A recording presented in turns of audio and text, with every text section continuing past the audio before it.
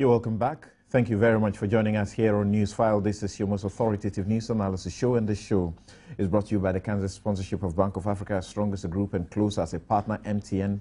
Welcome to the new world. Sasso Spray, fresh and powerful. Star Assurance, they've been creating smiles since 1985, and you need to join them. Celebrate 30 years of solid partnership. Lipton Tea, that is your #1 tea brand all over the world, and Yumvita, obviously, definitely the delicious way to grow. Well, right away, let's get onto the phone lines to begin the show. And I'm beginning the show with a lawyer who is on the phone lines, Clara Berry Kasati, and she is a law lecturer and the managing partner at Kasati Law Firm. She was here about 2 weeks ago, and you enjoyed her so much. Thank you very much for joining us, Clara. Thank you for having me, Samson, and good morning to your viewers and your listeners. Thank you very much. Now, let's start this way. What do you say about the multiplicity of suits, so to speak? So we know that quite a number of things are happening as far as Justice Derry is concerned, more particularly about the ongoing process to investigate the judges who have been implicated in the judicial bribery scandal.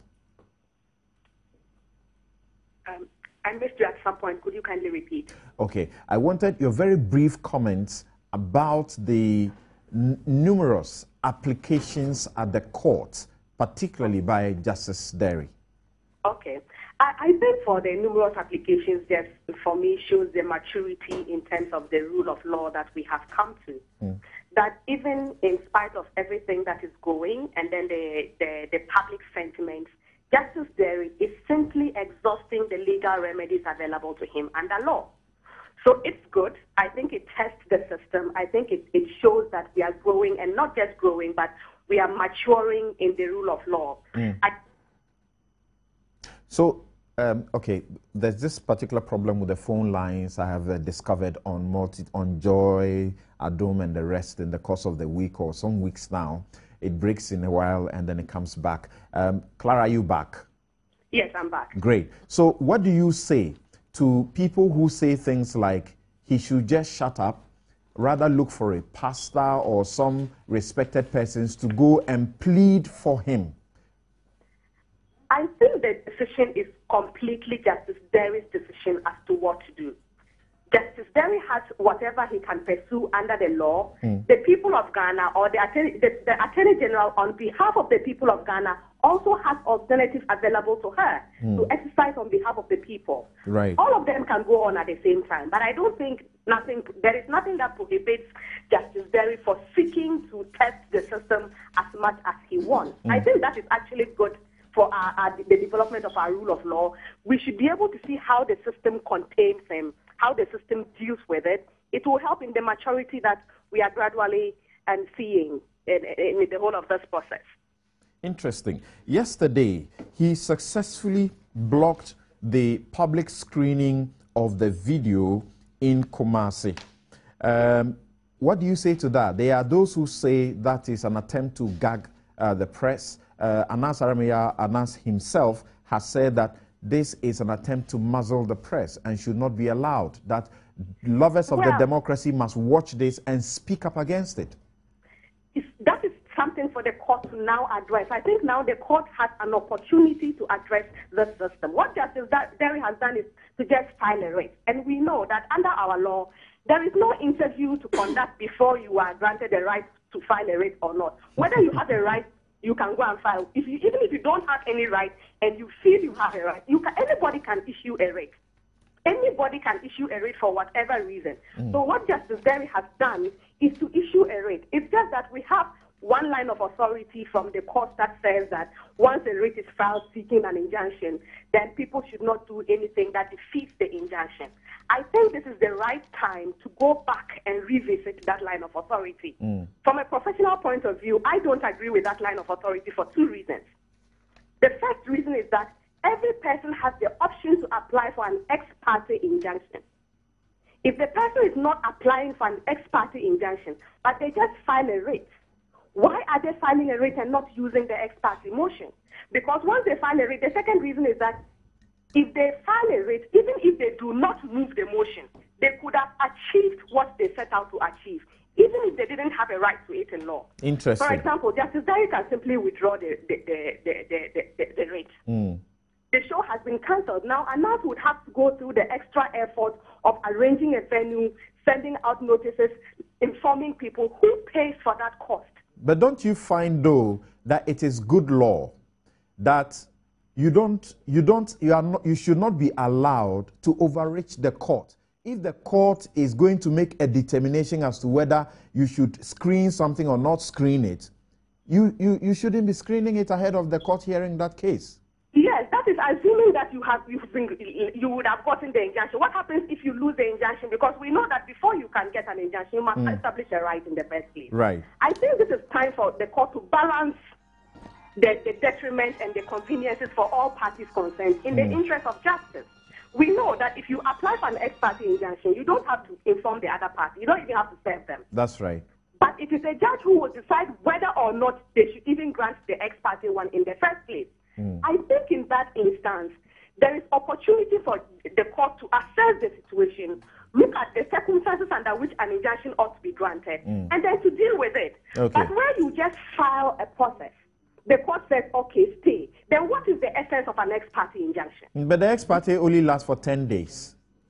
Exactly. So within the 10 days, you can go back. You could have, within the 10 days, you could have now served the other parties, fixed a date for your motion. The party just needs 3 clear days notice. What do you say about the teeming people who fans of, or people who just wanted to see this video in Kumasi, and even though when this announcement came in the afternoon, they still thronged the Golden Tulip Hotel in Kumasi and were expressing, utter disgust at what had happened and were so disappointed? Well, I can understand the disappointment. Of course, some of them would have incurred some conveniences, but I mean, that is the process. And I think it's for this particular. All right, that's that problem again. So Clara Berry is on the line with us, and I just understand that we also have been able to get on the line Mr. John Indebugri, who is one of the lawyers for 14 of the lower court judges who are also going through the process of investigation so far, and also have filed a writ in court and went to seek a certain injunction over the process, but were unsuccessful in the course of the week. Thank you very much for joining us also, Mr. John Indebugri. It's a pleasure. Right. Okay. Clara, that was a bit unfortunate there.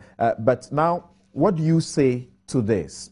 As we understand, Anas has appeared before the committee, and we understand that he appears before the committee hooded. What kind of law is that? Well, I don't know what kind of law that is, because the Evidence Act is very clear on it. A witness qualifies to be a witness if he or she is available to be cross-examined. And by my understanding of being available to be cross-examined means that you must come clearly so that we can look at your demeanor and so on and so forth. When even chiefs come into the court wearing their chieftaincy caps or hats, they are ordered to remove them. If you enter the witness box in dark glasses, you are ordered to remove them so that the judge and the lawyers who are dealing with the case can look at your demeanor and determine whether you are lying or you are not. Secondly, Anas is claiming, or Tiger IPI, whoever is representing them, is claiming that they went and met these individual judges and had a discourse with them, and in the process tried to influence them by giving them monetary inducement. Right.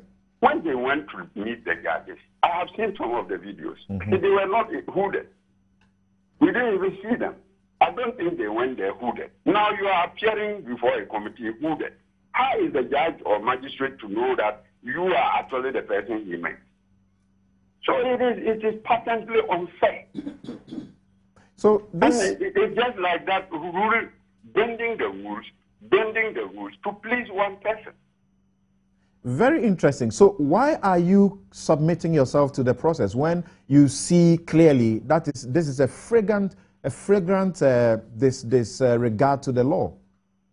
I have not submitted myself. I have refused to appear on that ground. My clients came to me. One of them woke me up at 5:30 2 days ago. And I said, look, I'll give you an option. We get two options. I go with you. I raise this objection about Anas being hooded or a witness being hooded. And I know that my objection will be overruled because the day before, some colleagues of mine had gone and they had raised the objection. They were overruled. And I said, if I am overruled, I am going to excuse myself and walk out of the proceedings. If you are prepared to walk out with me, then I go with you. If I go and I take the objection and my objection is overruled and I walk out and you remain there, it will be as if I am playing, arrogance, and that I don't have your mandate. So choose. And they are a bit timorous. So I said, well, then go and instruct some other lawyers to go and be cross-examining a hooded person. I will never do it.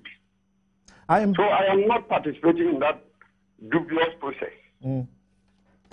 Dubious process. I am thinking that if this is what it is, could it be the case that the committee and the panel feels that Anas deserves this protection because this is such a huge thing that he's done, which is for the good of the country? Then they should amend the law and accept Anas. And then I'll go with it. I'm saying that as far as I'm concerned, when you come there wounded, you are not a witness who is available to be cross-examined. Because I call it an apparition. I cannot know whether that is Anas or even whether it's a human being. It's not only human beings who talk. So I cannot come there. The law doesn't say that you can come as an apparition. The law says that you must be available. Mr. John Ndebugre, who is... to amend the law and accept Anas, and then I can come.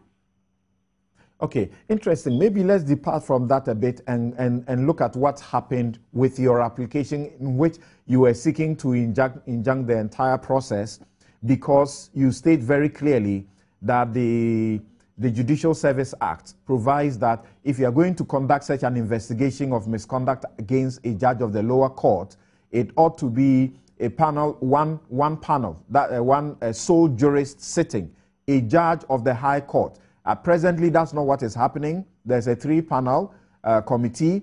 You also spoke about the fact that that law also says that before you can exact the ultimate punishment of dismissal, among others, the person ought to have been convicted first. This has not happened, and yet all of these processes are going on. You went to the court, you were thrown out, so to speak. How do you take that ruling? Well, I spoke to the media immediately after the ruling, the 2 rulings, and I said I didn't agree. But, I'm an officer of the court, and so if there's a ruling and I don't agree, you as a lawyer, you know the processes that are available to parties when they have not been favored by one particular judge. So we are still in discussions with our clients, and we will avail ourselves of all the reliefs that are possible. I was a bit disappointed with the ruling because I think I was on my feet for almost 1.5 hours. And the acting Solicitor General was also on her feet for about half an hour. And then it took just 5 minutes for the ruling to be given. And the ruling was what? That, the judge, the learned trial judge said that the rules allowed a judge in an application of that nature to prefer speedy trial to granting an injunction. So she would rather prefer speedy trial. So she didn't address the submissions the 2 of us made. And so it looks as if she just washed her hands like Pontius Pilate did in the case of Jesus Christ. And she's entitled to do so. And then we are also entitled to exhaust all the processes if we are minded so to do. Are you minded to appeal? Because as you speak, I am saying the that judge didn't seem to address the substance of what you put before her. Yes, I'm saying that we are in discussions with our clients. Okay. And you know we act on instructions. If our clients are minded to instruct us to go the whole hog, why not? We are able and willing as well to go the whole hog. Well, but because we just want to vindicate our clients' rights. We are not saying at this stage that they did not collect bribe or whatever. We are dealing with the procedure. Yes. Okay. And I just, if I don't know whether you want to move to other things, but I just wanted to make a quick remark on the screening. That's where I wanted to end with you. Yes. Something, you know that it is against Article 1468. And there is a judicial pronouncement on it. The Supreme Court pronounced on this very clearly. And Dr. Justice Dateba predicted what is happening now. That if you don't take care and you go about undermining Article 1468, you will throw the baby away with the bathwater. In other words, we will destroy the judiciary. And that is what is happening. The Supreme Court has decided on a constitutional provision. When you have presented a petition to the president, you are not allowed to leak the contents of the petition to any other person. Only the president should know. And when the president has referred it to the Chief Justice, only the Chief Justice should know. And it is very clear. It is in simple language. And you are a lawyer. Anas is a lawyer. Clara, who has been talking a lot, is a lawyer. I don't understand why you can't understand this simple thing. Yes, but if you go ahead and scream, when the law says don't, you are being lawless. Anas is saying that the same constitution provides that there should be freedom of the press and that people have the right. People have the right to know. Right? He wants the benefit, but not the responsibility. You can't eat your cake and have it. Interesting. There is a judicial decision on it by the Supreme Court, and Anas is not above the Supreme Court, with the greatest respect. But at least we know for now that he said that he issued a press statement and said that as a lawyer and also as a journalist, he wants to respect the court processes. Let me just read a bit of what he said. He says that he says as a journalist. Let me just read this small portion of his statement. He says, as a journalist and a lawyer, I understand and respect that interpretation and enforcement of the law is the sole preserve of the judiciary, and so I will abide by the law, which prohibits me from taking any steps that will prejudice the outcome of the pending injunction application. So he's respecting the law, is he not? Was he not aware of this when he screamed at Accra International Conference Center? Was he not aware? Didn't he say that he will go to prison? He will go ahead and err and go to prison? So he became a lawyer only yesterday. That is pitiful. Okay. And pitiable. Interesting. Thank you very much indeed for your time, John Indebugri, who is lead counsel for 14 of the justices of the lower court who are presently in court and also before the disciplinary process that is going on. And he says the rules are being bent, the laws are being bent in favor of just one person, a person he feels is the most lawless guy in town, receiving the protection of the law in a manner that he does not understand. Do I still have Clara on the line? Hello, Clara? Hello, Clara? Yes. Great. Yes, Samson. Great. Now, what do you say, and I'll seek to, wind up with you quickly. Have I lost Clara? Hello, Clara? Samson. Great. What do you say about what was Anas has said about yesterday's process? He says that he's a lawyer and he's also a journalist and he wants to respect the courts. He doesn't want to prejudge what will happen. And that is why he's respecting the process, not to continue to scream. Well, it's a right available to Anas, and I would commend it.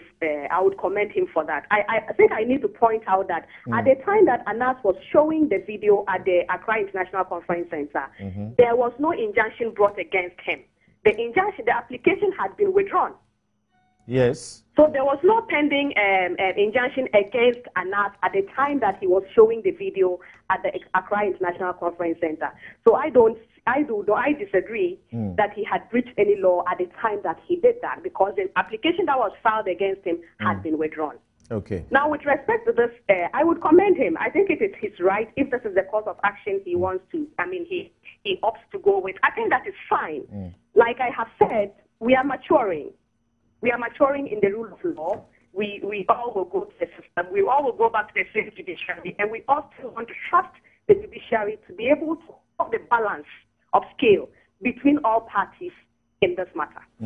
What do you say to those who say the, quote-unquote, rash manner in which the court appears to be dismissing the applications that are being brought is to suggest that the court or the judiciary is made up, its mind is made up, that these judges are condemned even before they could be heard, and so they should stop wasting anybody's time? I don't think that the court, I disagree that the court is rushing the applications. We all know that when you file an application for any matter, for example, it's 3 clear days. The court also has a responsibility to avoid an abuse of its processes. So I believe that what the court is doing at this time is balancing its responsibility to give everybody a fair hearing, listen to all sides. At the same time, the court has an obligation to prevent an abuse of its process. I don't believe that abuse of process is part of a legal right.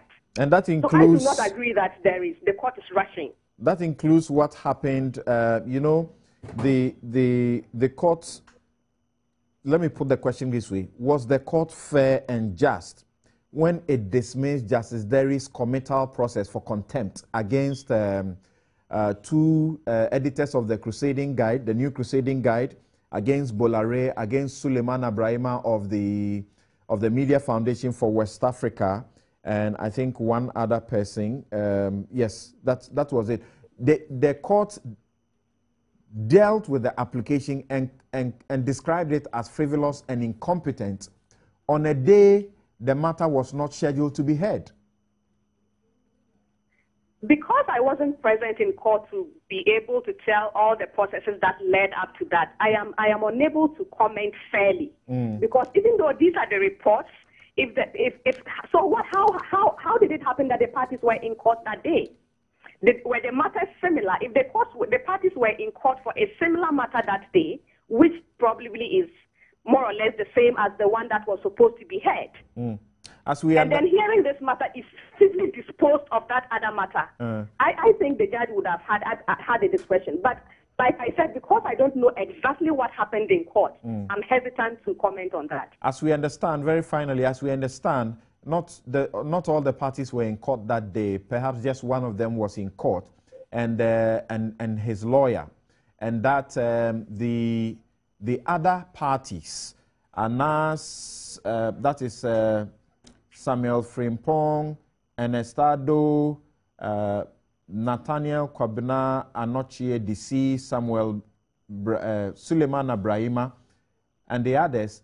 They all had not been served with the process yet. And also that, what's the name? We have seen the committal process application which was filed, and the date on it was not that date on which the matter was heard. And they have actually appealed. They have, first of all, written an appeal to the Chief Justice to investigate the conduct of the judge, and they have gone ahead to also file an appeal at the Court of Appeal. Okay, in that case, I would say the process should follow, but it's difficult for me to understand how come some of the parties were in court. Who was in court to hear what? What were they in court about? Okay. Thank you very much for your time, Clara. Okay, and that was Clara Kasati, who is a law lecturer and the managing partner of Kasati and the associates there. Thank you very much. And earlier you heard Mr. John Indebugri, who is the lead counsel for 14 of the lower court judges who are presently also going through the process and have sued. They filed an application to stop the process because they felt that some unlawful thing was going on. That application was thrown out. And as you know, the contempt proceedings against Anas, against Samuel Frimpong, editor of the New Crusading Guide, Ernest Addo, deputy editor of the New Crusading Guide, Nathaniel Kwabena Anochia Disi Bolare, who's chief executive of Star FM, and Suleiman Abrahima, who is the Media Foundation for West Africa's director. That committal process was thrown out also by the court as frivolous and incompetent. Well, the appeal processes are going on. My guests are seated in the studio. Let's hear them briefly on this particular subject, and then we'll move on to other matters to discuss today. My guests are Abdul Malik Kwekubako, editor-in-chief of the New Crusading Guide newspaper, Dr. Ransford Jampo, senior lecturer at the University of Ghana Political Science Department. Rodelin Imoro Ayana is a leading member of the Convention People's Party, CPP, and Nana Akomia is Director of Communications of the New Patriotic Party. Gentlemen and lady, welcome to Newsfile. Thank you. Great. I'll start with you, Kuku. Yesterday, Anas, was so disappointed, and his statement speaks volumes about that. But yet, he says he wants to uphold the law. Yeah, but it's more so because, of course, the Golden Tulip and the other partner, is it the Ultimate Radio? Yes, I mean, if they were not prepared to stand the test. They were the organizers? Yes. And Golden Tulip was going to host Anas? Minus those two, really. Within the time frame, the time constraint, there was nothing Anas could do. But of course, he was cited in the injunction thing. So he speaks to that too and makes the point about abiding by the law. You're saying that if the two, the organizer and the host, had not decided that they couldn't host him, he would have gone ahead to screen it? Well, because those resources, the documentary, everything were already in the hands of the organizers and those who were going to show. Okay? So it was going to be up to them. But I'm laying just the emphasis. Okay. And to make a point that I'm glad Clara indicated, clarified, relative to the Accra International Conference screening. Right. Because that's a small area that if you don't get, you wouldn't understand. There was no injunction on Tiger Eye or Anas not to show. That's right. The substituted service was targeted at the Accra International Conference Center. They went ahead. They may have to deal with the issue, the challenges that come up. The injunction against Anas had been withdrawn that same day. Yes, and even though I'm told later by Anas that apparently some people went and posted it. Substituted service on his old office where he doesn't operate. Part of the incompetence, the ineptitude we are talking about. But the point really is this: Anas has never ever said anywhere that he was prepared to go to prison. He hasn't said that. Attribution the Bugre, my good friend, made to Anas is misplaced. I think I made such allusions here. I remember that. Yes, so that should not be directly attributable to Anas. And is he becoming afraid of the possibility of getting to jail for contempt? No. I remember Ace also made the same point here, that Anas wouldn't mind going in there. It is Anas said. Right. And that even if it happened, it may rather be building him. That's right. I remember. So the two of us have made such allusions without Anas himself confirming that, look, this is my position. And so let's be very clear in terms of precision. Look, Indebugre is my very good friend, and I respect him a lot because we've been together for a very long time in battling dictatorship and deepening democracy in this country. And he's somebody who one must salute. But I've heard him also make serious statements about Anas being lawless, the most lawless person around, And even to the extent of claiming that some of the evidence was photoshopped and all this. That he's running a business, and now we claim that he's doing a patriotic job. Meanwhile, Anas has not benefited materially from this particular exercise. None of those shows that happened, they were based on any monetary things, invitations. Nobody paid for a ticket. But what he says is true, that Tiger is a business entity. We're talking specific, this particular instance. Okay. Anas has made a lot of things that were pro bono. Some too that are confirmed here were based on contract.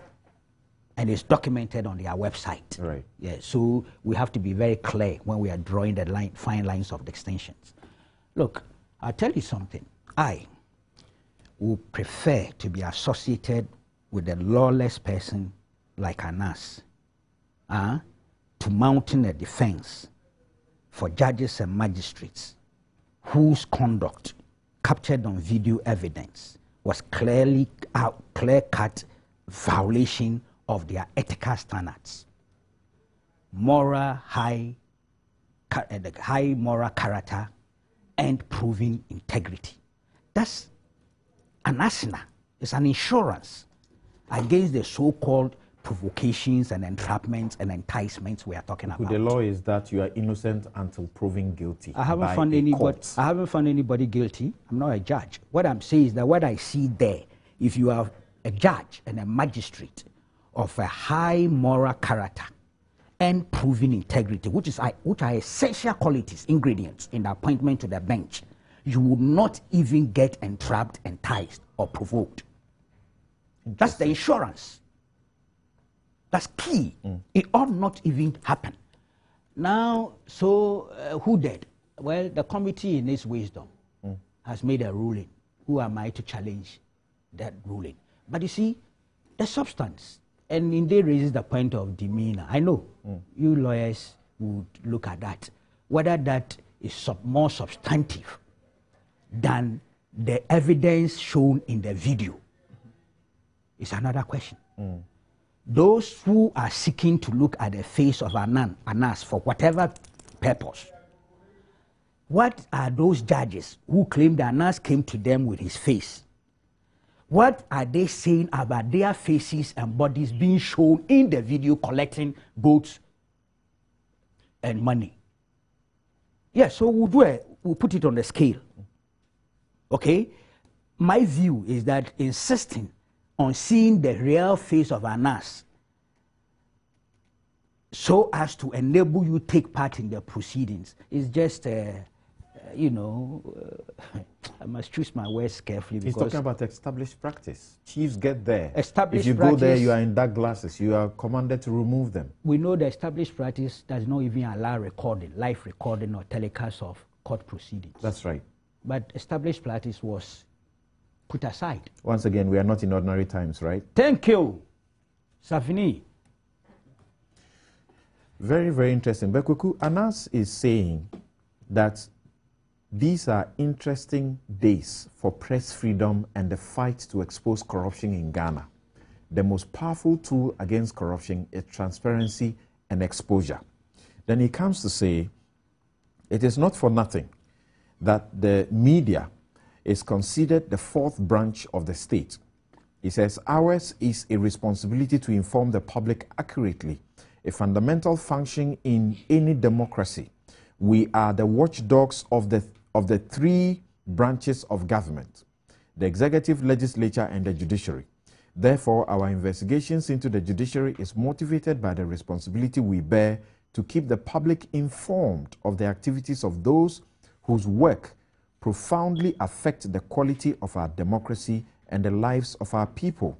He says, as journalists, and in wanting to share the findings from our undercover journalism with the public, your right to know is our main concern.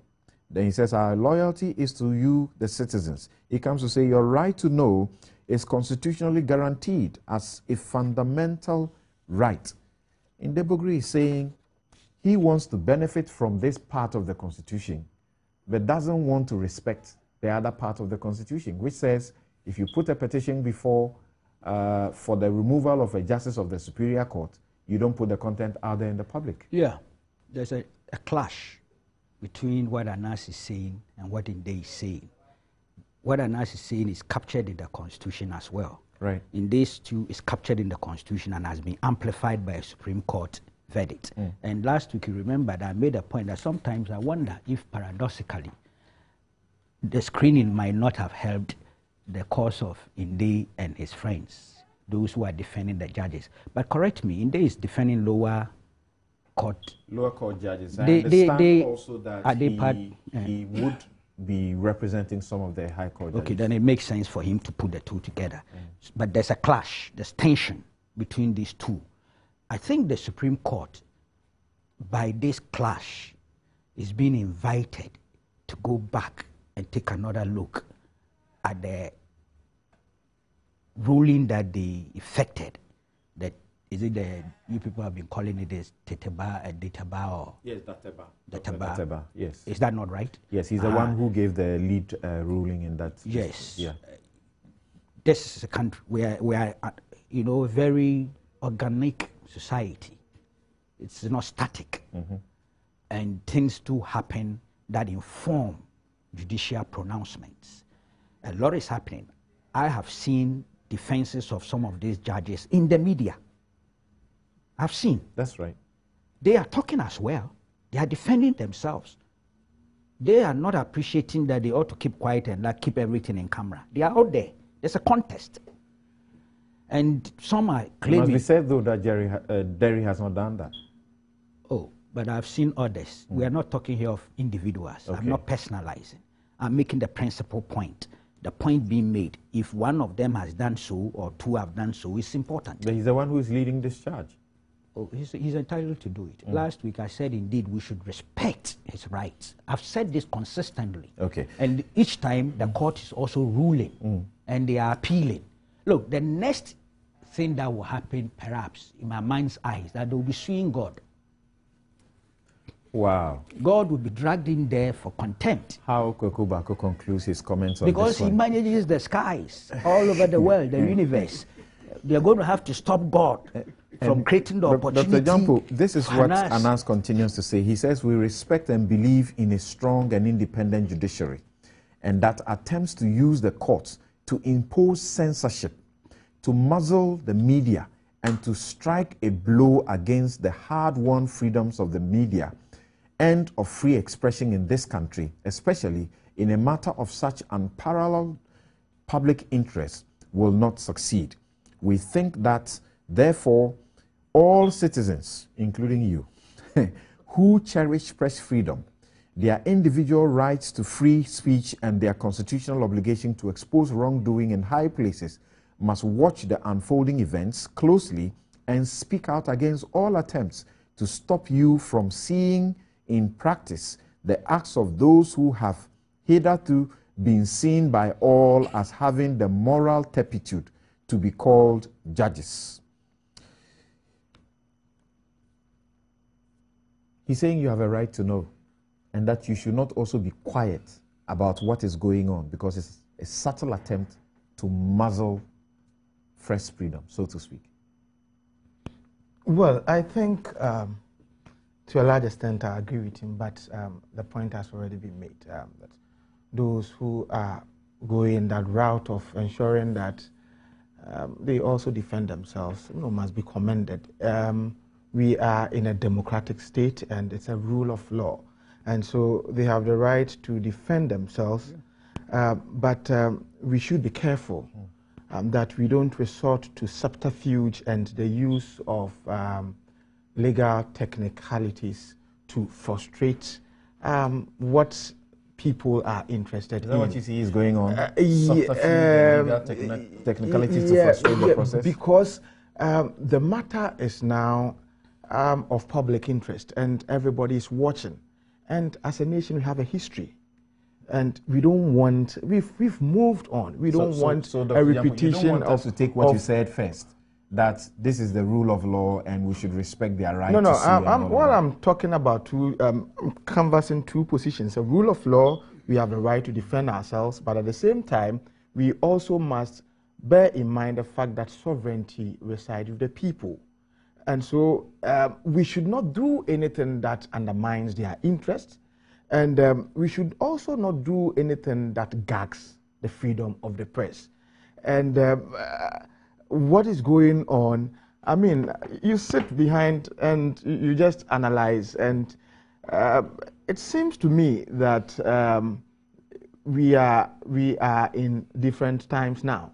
And it's important that those at the helm of affairs, those who are challenging the matter, and those who are trying to protect or defend themselves, do it in a manner such that they are not seen as thwarting the processes. That's what I fear, because if you are seen to be thwarting the processes, then you may be incurring the wrath of the people, and we may not be able to hold ourselves together. And so, yes, they have the right to go to whatever level and extent they want to do, but I'm not sure they will have to sue God. But that's what we say. But let's be careful, because corrupt judges are not superior to corrupt custom officials. And in all, Anas has set, is carving a niche for himself. What has happened, in my view, show weaknesses in our state institutions, because what he did was supposed to have been done by the state itself. You haven't been able to do it. Somebody goes all out of his way to do all these things. And instead of hailing him, for me, we're trying to do things that sort of demoralizes him, but I'm sure he's a strong person. But we are being urged to be cautious about that, because it may be the case that the state may have supported him in some way. Well, if the state did, well, we commend the state and all that, but then how about those employed to do some of these things? Were they not competent enough to do? If they were not competent enough to do, why do they? For the records, the state did not take part in the 2-year investigative expedition undertaken by Anas, for the record. All right. So thanks. I mean, I think that is clarified. But the point is that in all the instances that Anas did this, he aired and showed them. Okay. And for some, it resulted in people being sacked, people being, sanctioned and all that. So are we saying that, yes, judges are superior to all those people whose exposés were aired, and so because they are judges, theirs should not be shown? Those people had their right. If they didn't accept them, you don't say the judges cannot accept theirs. The point must be made. I've told you, I don't want to recount the history, but you and I know that we have a history, and you don't want to do anything that would incur the wrath of the people, such that they descend on the judiciary. That wouldn't be good for all of us. I think these are my preliminary comments about that. Very interesting.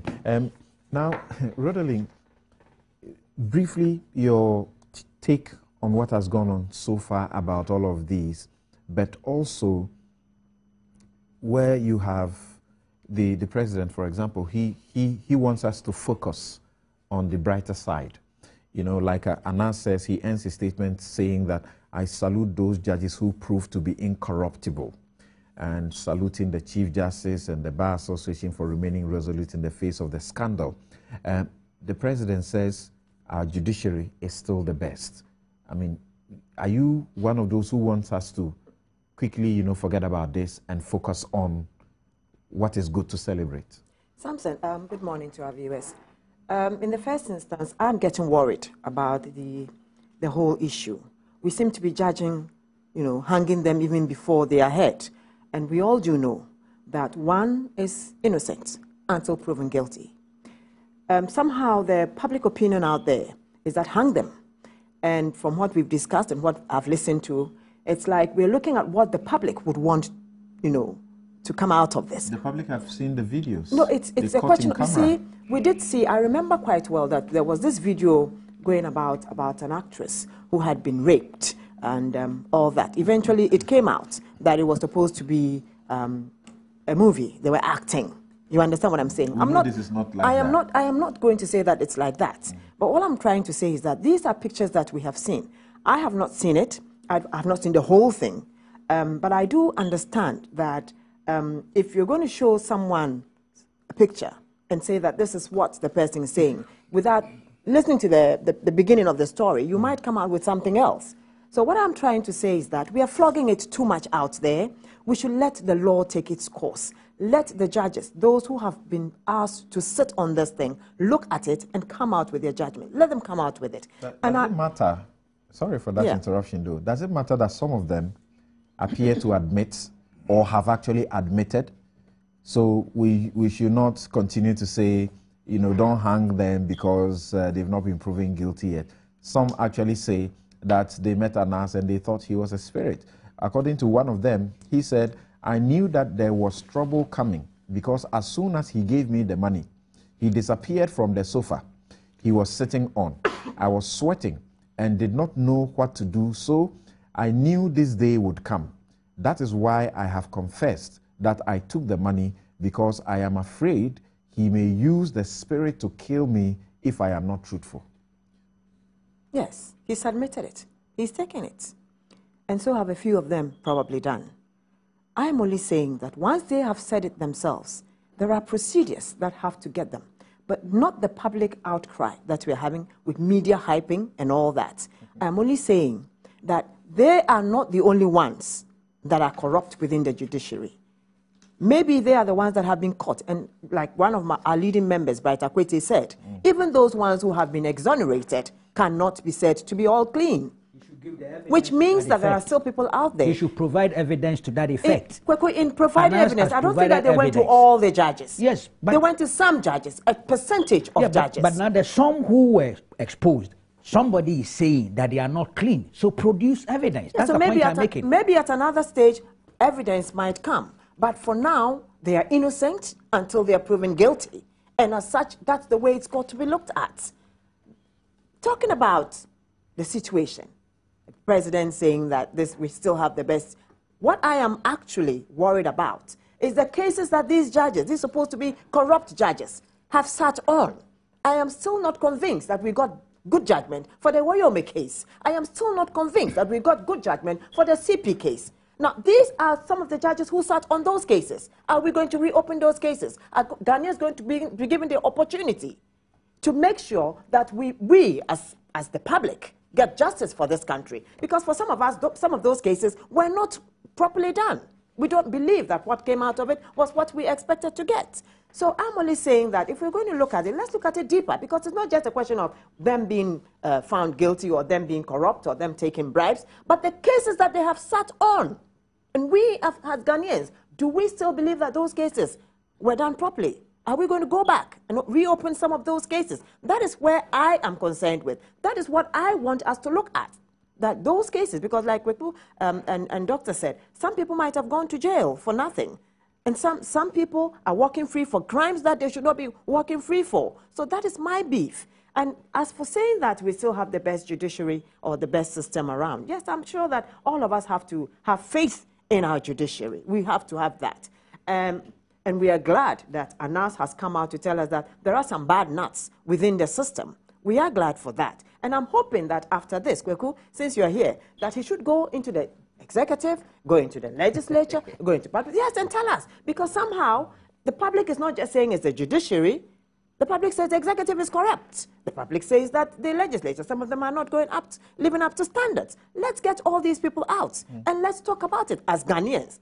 You see, because I am saying that, look, when I was coming here, I said, it's a good thing that is the judiciary that is the first to be exposed. Because when we have a correct judicial system, then it means that when we start lifting people from the executive and from the public sector and from everywhere in front of them, they'll do the right thing. We will be getting justice for this country. And for me, that's a good thing. You seem to be losing hope in the system, and the president said this is not something to make us lose our faith in the judicial system. On the contrary, the investigations that began these days prove beyond doubt that our justice system is intact and working, served by many people with integrity and determination. I urge every one of you to keep faith in the system. Justice will always prevail. You don't believe in this? I don't. I don't believe that justice will always prevail. So many cases have gone on in this country that even as a layperson, you sit back and you feel that this country has been shortchanged. there are so many things. I have an issue, for instance, with the Judgment Debts Commission that took place.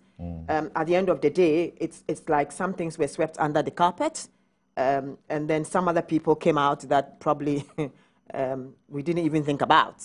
So for me, justice in this country is still going to be to the highest bidder.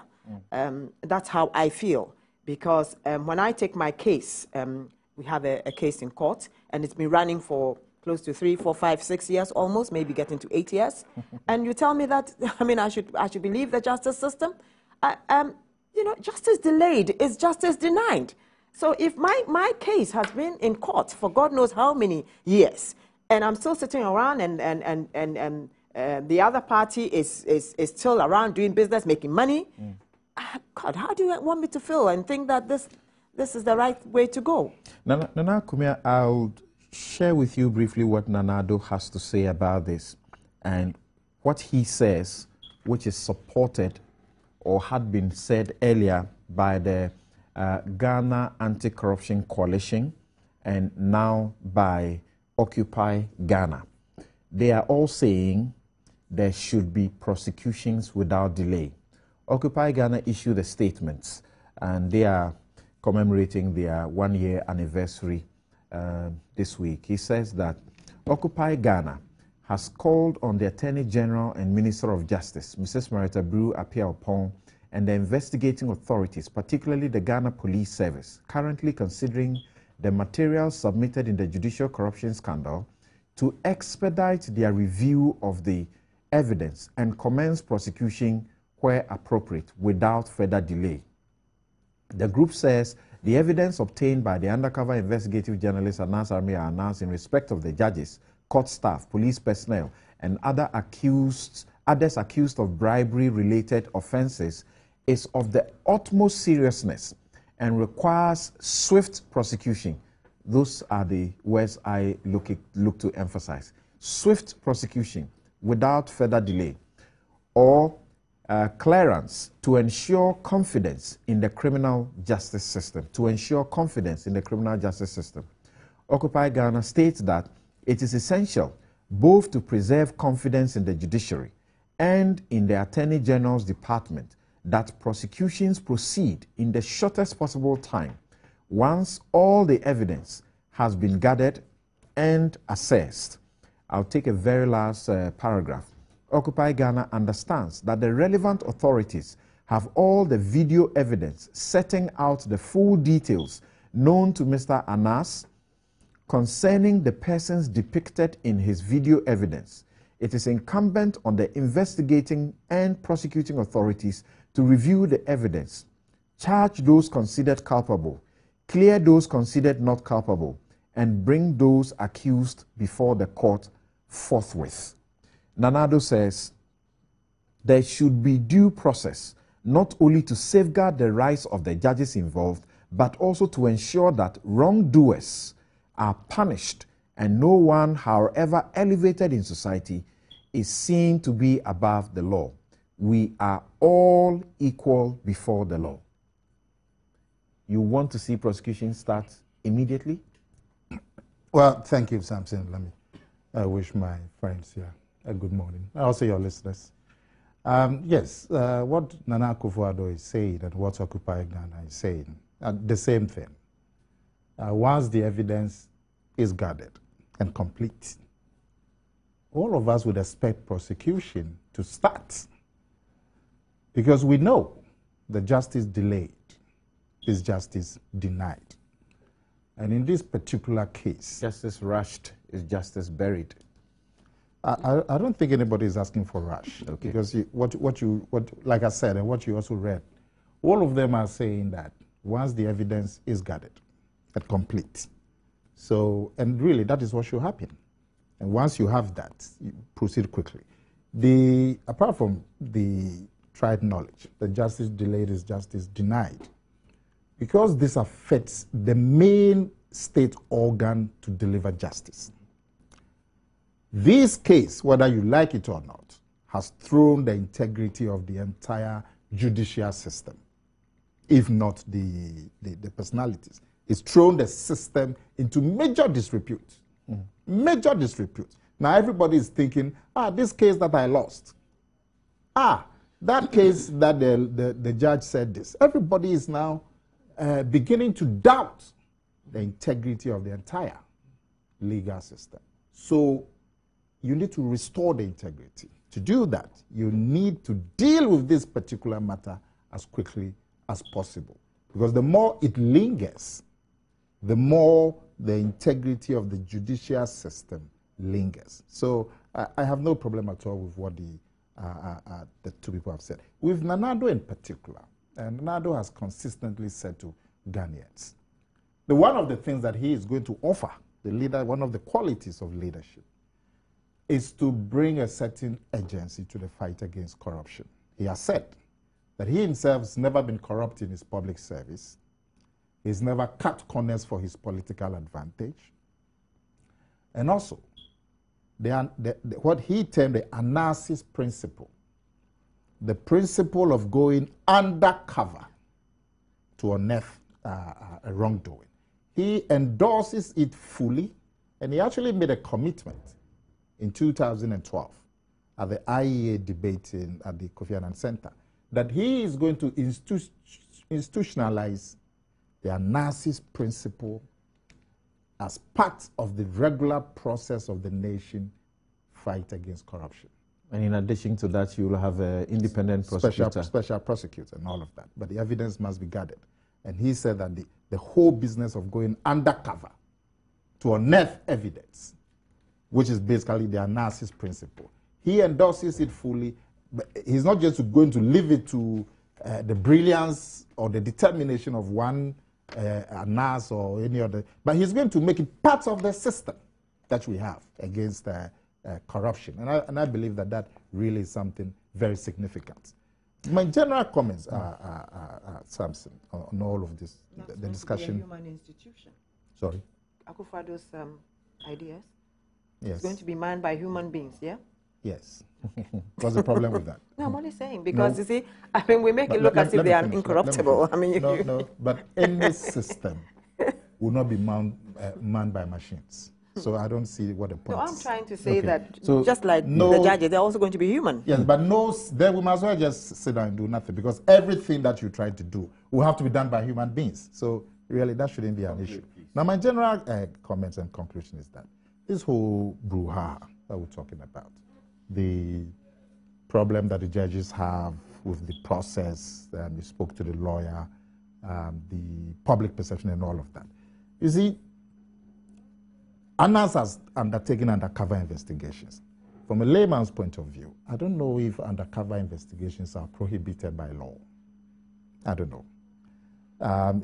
Evidence that is gathered by undercover investigation, is that evidence admissible in law or not? ANAS, this is not the first time ANAS has gone undercover. He's gone undercover on several occasions and unearthed negative things happening in our society. And good intervention. All those things have been applied in court. I was just going to that. People have been convicted of them. Yes. So this is not the first time. He's done several of these investigations and exposes using the same methods. And in the previous cases, all of us have applauded him and endorsed. I think he even got some award, the best journalist or something, I remember. So we've honored the gentleman, giving him awards, applauded him over the years, using the same methods that he's using today. And indeed, like we see he's saying, some of the results of his undercover investigations have been used to prosecute public officials. So from the layman's point of view, it becomes difficult to understand why there should be this kind of hassle at this particular point. Because in the previous cases, all of us were happy and the prosecutions were successfully achieved through the judiciary. So if people believe that the evidence that ANAS has have been doctored or whatever, the process will be able to show. So I believe that we should calm down, the judges should calm down and let the process proceed, and we'll get a fair result. Interesting there, and we're taking a break at this point, but before we do that, Let's hear the Chief Justice just yesterday. This matter continues to dominate almost everything that the judiciary has got to do, the leadership of the judiciary, and even, of course, at every front in this country, it continues to dominate discussion. When will it end? The Chief Justice is still mourning the situation and has charged newly enrolled lawyers and even the older ones to take a cue.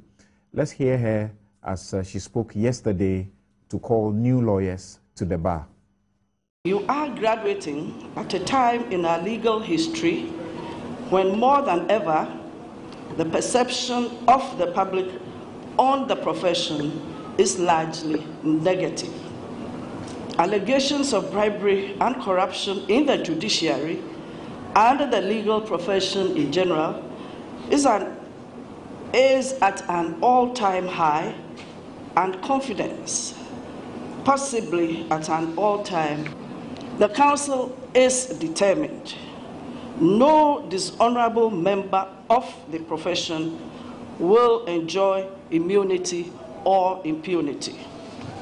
Beyond waiting to investigate complaints that are lodged with it, we are in the process of setting up an office of an investigative commissioner, whose job it will be to actively investigate and process cases of ethical abuse by lawyers and hold them to account to the General Legal Counsel.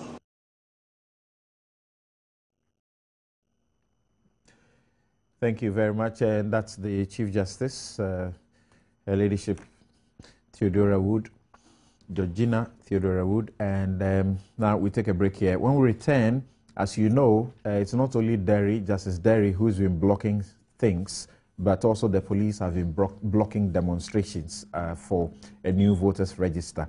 We'll deal with the question of the police's tactics in a situation where on the Tuesday, or was it Monday morning, we get up and in the morning, a court says that let my people vote, let my vote count alliance can go on with their demonstration the next day.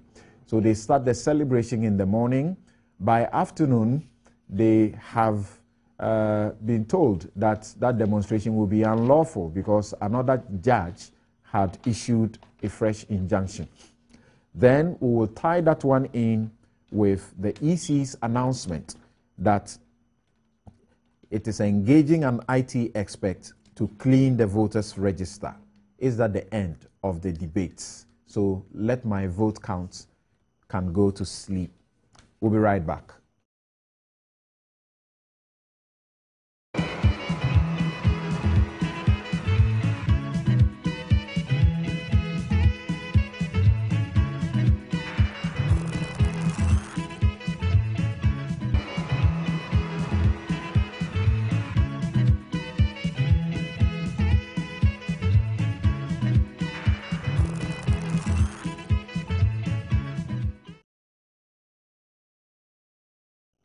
You're welcome back. This is your most authoritative news analysis show, Newsfile.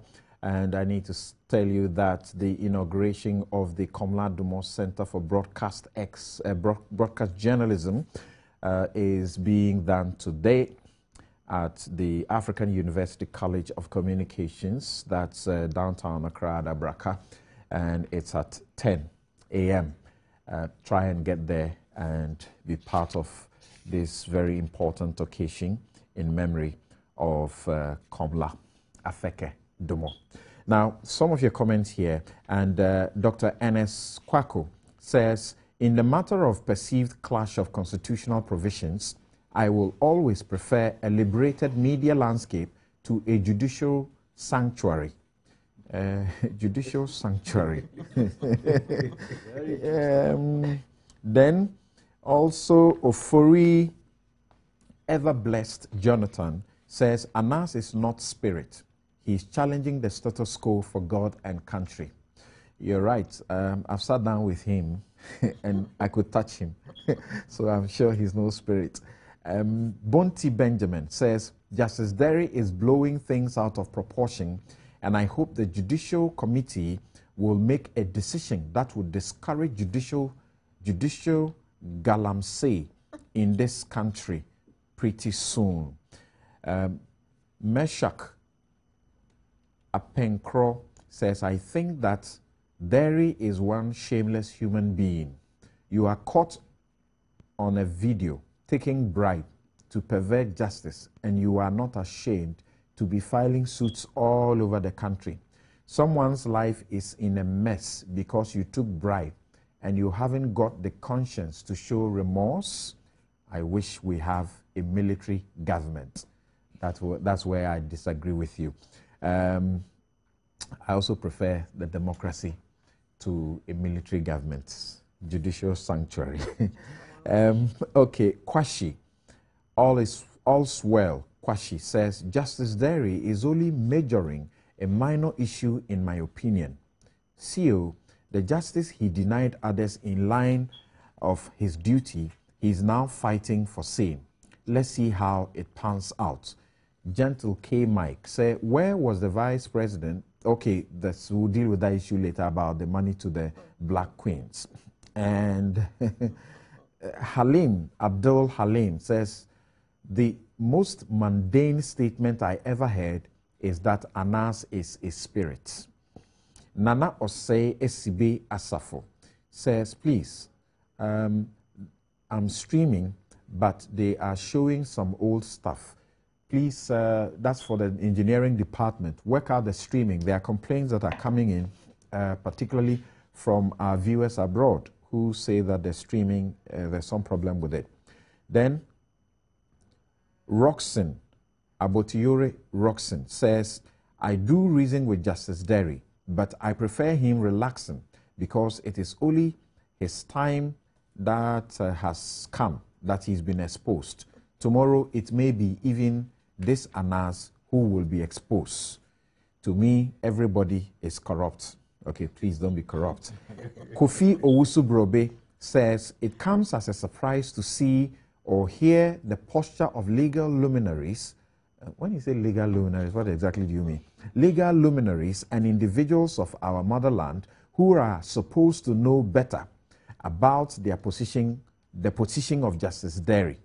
In the spirit of rule of law and equality before the law, Justice Derry is within the legal framework in exhausting all legal procedure in making sure that his fundamental human rights as a Ghanaian is not abused or trampled upon by anybody or institution. The right to sue and be sued must be enjoyed by all, even quote-unquote criminals in a true democracy.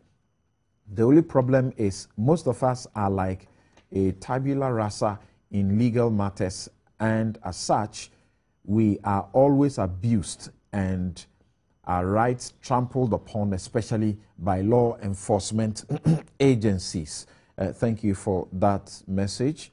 And this one from Cecil Kwabena, he says, at the end of the day, everybody knows Justice Paul Derry is a cheap, corrupt judge who exchanged justice for yams, goats, and money.